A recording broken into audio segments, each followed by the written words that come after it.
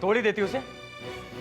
तोड़ ही देना चाहिए, एटलीस्ट छिपी हुई बुराइयां तो सामने आ जाएंगी। क्या समझती थी मैं तुम्हें करण, और क्या निकले तुम। छी, तुमको अपना पति कहते हुए मुझे शर्म महसूस होती है। तुम्हें क्या लगता है कि तुम अपनी बकवास करते रहोगे और घर के सारे लोग तुम्हारी बकवास सुनते रहेंगे? बकवास मैं नहीं, तुम कर रही हो। और इतनी ऊंची आवाज में बात मत करो मुझसे कि मैं अपना आपा खो बैठूं, समझी तुम? क्या कर लोगे तुम? हाँ, क्या कर लोगे तुम? सबके सामने बेइज्जत करोगे मुझे? और तुम कर भी क्या सकते हो? बेचारी ममता, उसने तो कुछ नहीं किया था ना, फिर भी तुमने उसके बारे में कितना बुरा भला कहा। तुम तो जानते थे कि वो बेकसूर है। हाँ, सच कहा तुमने। पर अगर उसने कुछ किया भी होगा तो कोई खास बात नहीं है। भोली भाली सी सूरत बनाकर, दो चार आंसू बहाकर फिर से तुम्हारी नजरों में बेचारी बन जाएगी, है ना? मुझे तो एक बात समझ में नहीं आती है कि आखिर उसने ऐसा कौन सा जादू किया है जो तुम्हें उसमें कोई गलती नजर नहीं आती? गलती होगी तभी तो नजर आएगी ना करण।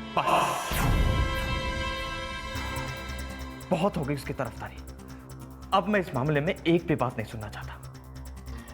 और अगर तुम्हें उसका साथ देना है तो तुम भी जाओ। मैं ममता का नहीं, मैं सच्चाई का साथ दे रही हूं।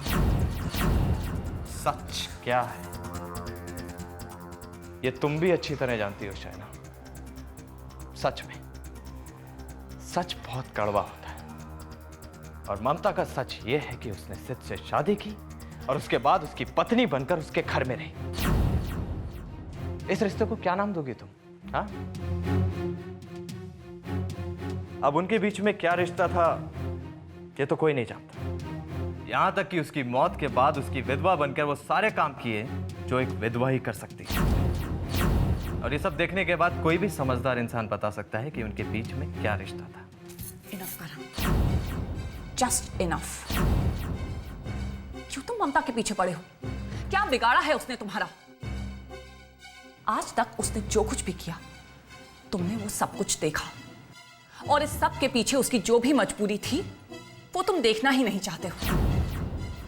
अभी तक तो ममता तुम्हें इतनी बुरी नहीं लगती थी, लेकिन जब से पंडित ने वो सर्वदोष वाली बात कही है तब से तुम उसके खिलाफ हो गए हो।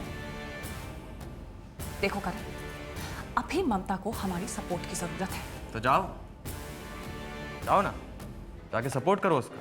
यहां क्यों खड़ी हो? जाओ। लेकिन एक बात याद रखना, ममता की सच्चाई बहुत जल्द सबके सामने आ जाएगी। और वो यहां भी वही करने आई है जो उसने सिद्ध के घर पे किया था। लेकिन एक बात साफ साफ बता दूं, मेरे होते हुए वो इस घर का कुछ नहीं बिगाड़ सकती। और उसे इस घर से निकालने के लिए मैं वो हर काम करूंगा जो मुझसे बन पड़ेगा। लेकिन इस घर को और इस परिवार को उसके हाथों बर्बाद नहीं होने दूंगा।